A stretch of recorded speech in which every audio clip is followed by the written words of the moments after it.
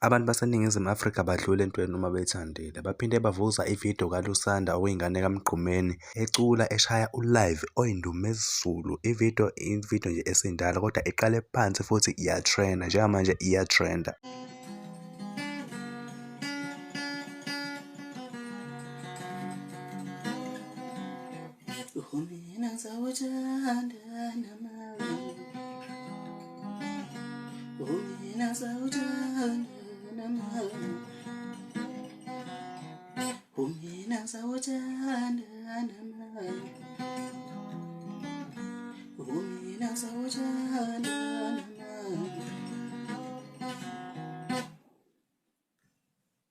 Yilo leli bafowethu.